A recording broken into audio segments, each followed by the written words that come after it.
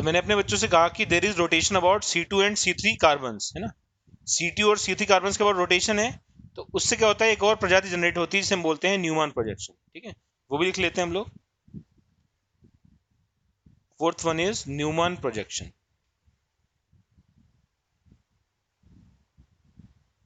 ठीक है, Newman projection क्या होता है बेटा? न्यूमैन प्रोजेक्शन में हम पिछले कार्बन को, 2 कार्बन को पीछे बनाते हैं, है ना। पिछले कार्बन को हम रिंग से बनाएंगे, तो ये जो रिंग है दिस विल बी C2, मैं यहाँ पे बता देता हूँ। और जो आगे वाला कार्बन है उसे डॉट से बनाएंगे, दिस विल बी C3। ठीक है, तो ओवरऑल स्ट्रक्चर क्या बनेगा, ये C2 बना, उसका सेंटर में C3 बन गया, C3 से 3 ग्रुप निकले हुए हैं, ये CH3 निकल गया, ये H निकल गया और ये H निकल गया। ठीक, और जो अपना C2 है, C2 से क्या क्या है, ऊपर CH3 है, C2 के ऊपर CH3 है ना। तो यहाँ पे मैंने CH3 बना दिया, थोड़ा छोटा सा CH3 बना दिया, यहाँ बगल में मैंने थोड़ा सा H बना दिया, और यहाँ बगल में मैंने थोड़ा सा H बना दिया। ये जो बना है ये न्यूमैन प्रोजेक्शन का एक वैरायटी है। ठीक है, ये न्यूमैन प्रोजेक्शन का एक वैरायटी है, इसे हम बोलते हैं एक्लिप्स फॉर्म। क्या बोलते हैं बेटा? सोलर एक्लिप्स होता है ना, जब कोई किसी के आगे पीछे आ जाता है तो उसे एक्लिप्स कहते हैं। तो ये हमारी एक्लिप्स फॉर्म है। क्या बेटा? It is called eclipse form. बना लो सब लोग सभी को ड्रॉ करना है। ठीक है, इसको सभी को ड्रॉ करना है। ठीक है, बना लो। मैं एक और फॉर्म बनाता हूँ, इसी में बिल्कुल एक और फॉर्म बना सकते हैं। कैसे बनाएंगे? यहाँ पे गोला बनाया, यहाँ पे डॉट बनाया, ठीक है, यहाँ पे CH3 ऊपर था, H था, H था। इसी में क्या किया मैंने, इसी में CH3 नीचे बना दिया, पीछे वाला जो था, है ना, पीछे वाले CH3 को नीचे बना दिया, और इधर H बना दिया और इधर H बना दिया। तो इस वाली फॉर्म को हम बोलते हैं स्टैगर्ड फॉर्म। क्या बोलते हैं? Staggered form. सभी लोग ड्रॉ करो बेटा, है ना, सभी लोग ड्रॉ कर लो।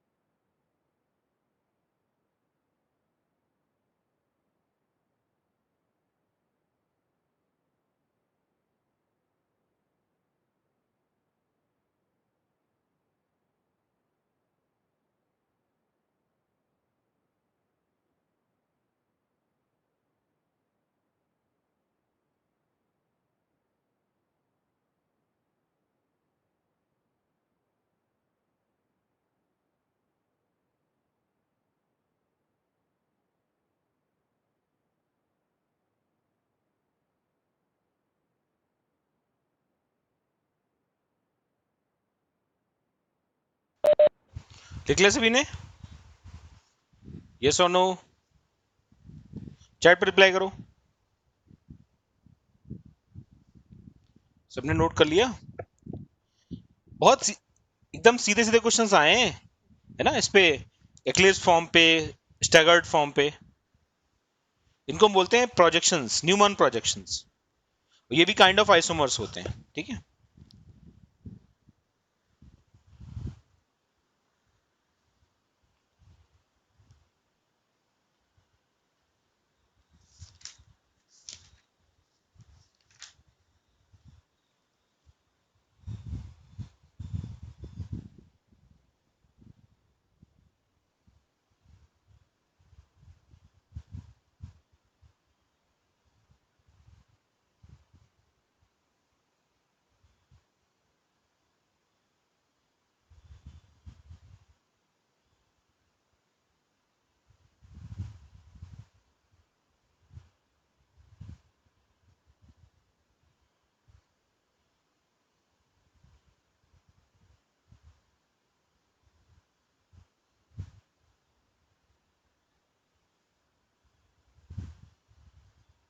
ठीक है।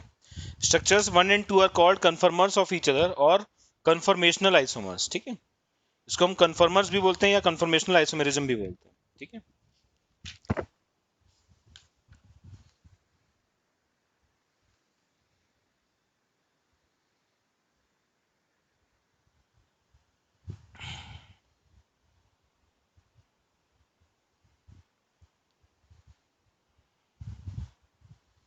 पता नहीं ये बात समझ में आई या नहीं है कन्फर्मेशन वाली।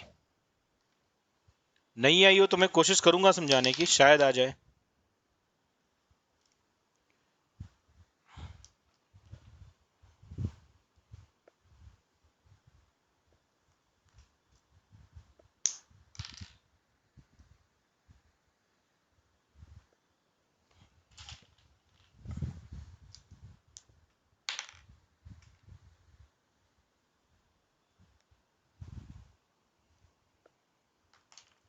प्रगति क्या कह रही है, प्लीज एक्सप्लेन।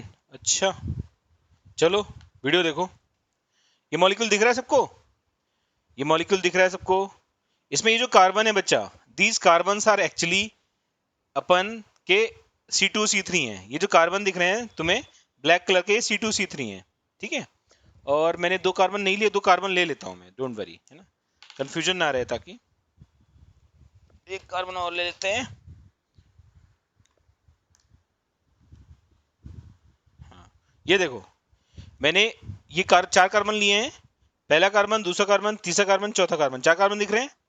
ये जो येलो वाला है वो मान लेते हैं H है, येलो वाला H है, और ब्राउन वाला जो है वो दूसरा H है मान लो। ठीक है, तो कंफर्मेशन में होता क्या है, अगर तुम सामने से देख रहे हो तो तुम्हें कितने कितने एटम्स दिखाई पड़ रहे हैं। अगर आप सामने से देख रहे हो कितने एटम्स दिखाई पड़ रहे हैं आपको, 3 ही दिखाई पड़ रहे हैं ना, ये 1 2 3, क्योंकि एक दूसरे के ऊपर क्या हो रहा है, ये ओवरलैप हो रहे हैं। तो ये जो फॉर्म है ये हमारी होती है एक्लिप्स फॉर्म, जिसमें एक कार्बन के पीछे दूसरा कार्बन है, ब्राउन के पीछे दूसरा ब्राउन है, येलो के पीछे दूसरा येलो है। ठीक है, इसको रोटेट करना स्टार्ट करो। इसको 2 कार्बन के बाद इसके बाद रोटेशन कर रहे हैं।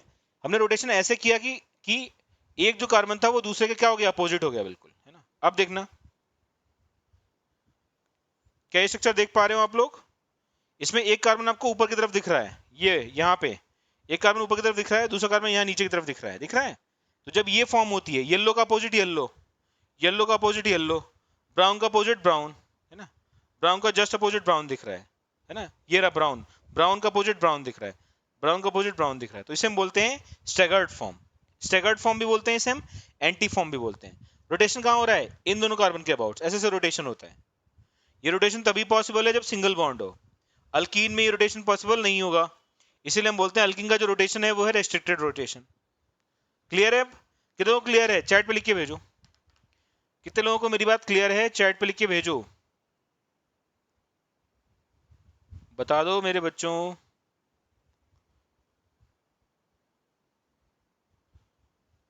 अभिषेक, स्वराज, शांतनु, प्रतीक, मिस्टर गरुड़,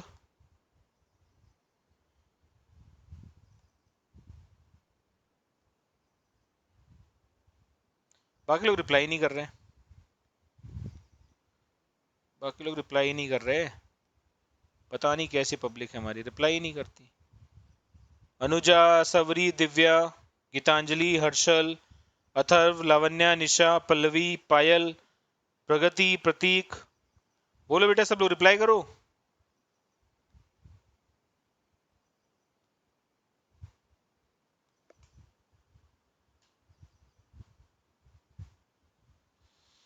हम्म, चलो, ये तो बातें हो गई न्यूमैन प्रोजेक्शन की।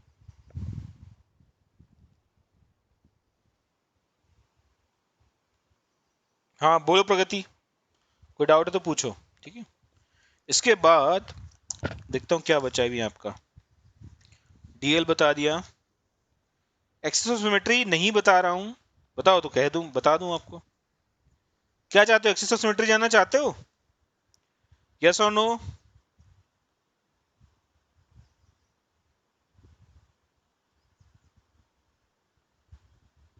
कुछ तो जानना चाहते हैं, चलो एक एक एग्जांपल बताऊंगा बस, है ना, सीख लो क्या होता है एक्सिस ऑफ सिमेट्री। ठीक है, नोट के फॉर्म में लिखता हूं मैं, एक्सिस ऑफ सिमेट्री। ठीक है। तो एक्सिस ऑफ सिमेट्री होता है, it is a line about which the molecule can be rotated by 360 by n degrees and thereby producing a molecule indistinguishable from the original molecule। ठीक है, मतलब हम लिख लेते हैं यहाँ पे एक्सिस ऑफ सिमेट्री, पहले लिख लें फिर समझाता हूँ।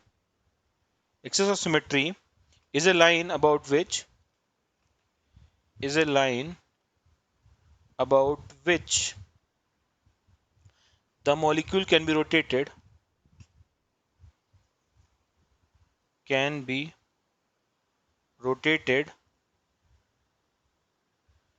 by 360 by n degrees and thereby produce a molecule,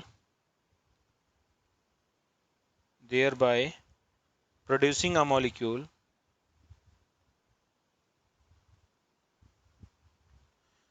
which is indistinguishable from the original molecule, which is indistinguishable, indistinguishable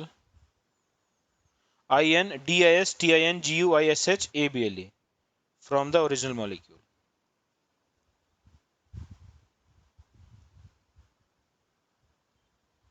है ना, जैसे फॉर एग्जांपल एक मैंने साइक्लोप्रोपेन का एग्जांपल लिया, है ना, साइक्लोप्रोपेन का एग्जांपल लिया, उसमें 3 क्लोरीन लगा दिए, कैसे लगे हैं, एक क्लोरीन ऊपर की तरफ लिया, दूसरा क्लोरीन यहाँ ले लिया, तीसरा क्लोरीन यहाँ पे ले लिया। ठीक है, अगर आप इसको 120 से घुमाओ, है ना, ये सेंटर ले लो, इस सेंटर के अबाउट आप 120 डिग्री से घुमा दो, ये एंगल कितना है, ये एंगल 120 डिग्री अगर आपको पता हो तो, ना, rotate bye 120 degree, what will happen, हमें फिर से वही मिल जाएगा, Cl Cl और Cl। ठीक है, तो ये जो 120 डिग्री से रोटेशन किया, हमें अगर सेम मॉलिक्यूल मिल रहा है तो हम बोल दें कि it has C3 axis of symmetry, it has C3 axis of symmetry.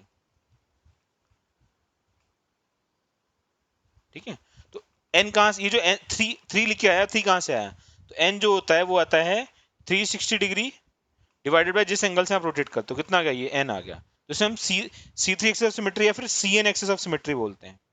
क्या बोलते हैं, Cn axis of symmetry. Clear है सभी को, यस और नो,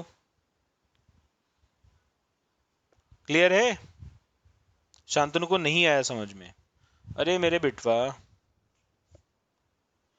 एक और एग्जांपल ले लो, स्क्वायर वाला ले लो, है ना, मैंने स्क्वायर लिया, ठीक है, स्क्वायर ले लिया, इसमें 4 ग्रुप लगा दिए, है ना, मान लेते हैं 4 ग्रुप जो थे वो Cl ही थे, सपोज एक Cl लगाया, दूसरा Cl लगाया, है ना, थोड़ा मुझे अच्छे से बनाना पड़ेगा, ये ऐसे मजा नहीं आ रहा 3D में समझने के लिए।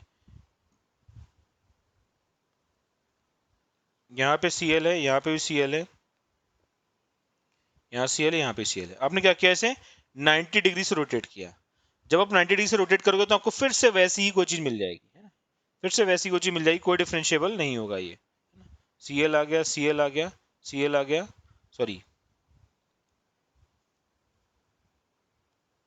फिर से Cl आ गया, फिर से Cl आ गया और फिर से Cl आ गया, तो इस बार n कितना आएगा, n आएगा 360 बाई 90, कितना जाएगा 4 आएगा, तो हम बोल देंगे यहाँ पे C4 एक्सिस ऑफ सिमेट्री है।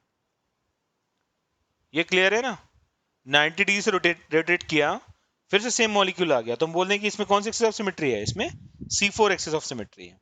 ठीक है, ये क्लियर है, शांतनु बताओ भैया, नहीं बताइएगा,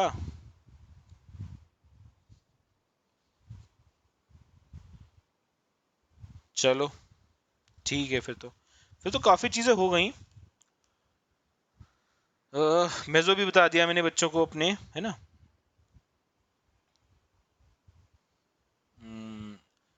एक हेड डालो, स्पेसिफिक रेजोल्यूशन डाल दो, है ना, स्पेसिफिक रोटेशन या स्पेसिफिक रेजोल्यूशन। ठीक है, हेड डालो स्पेसिफिक रोटेशन,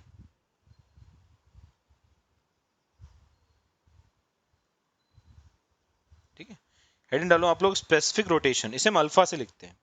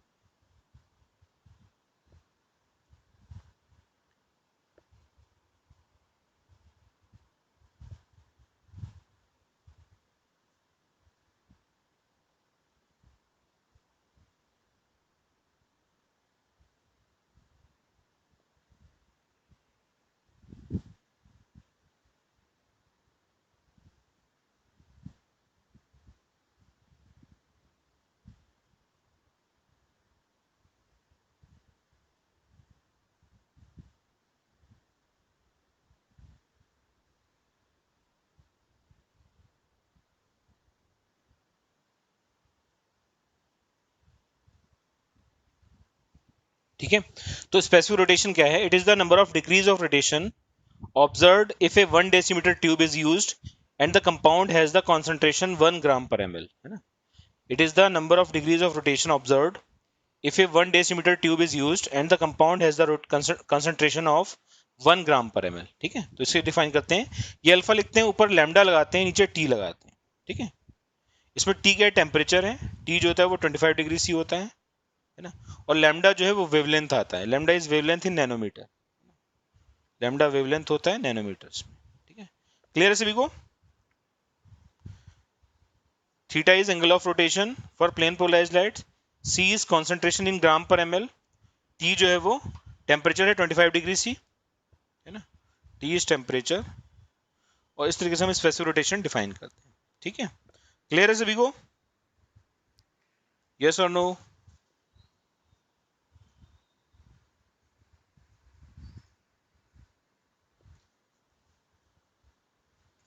अगला जो टॉपिक है वो मैं अगली क्लास में कराऊंगा, हेड डाल लेते हैं आप लोग, है ना, optically active compounds without chiral carbon and amine inversion, है ना, हेड डालो आप लोग, optically active compounds without chiral carbon,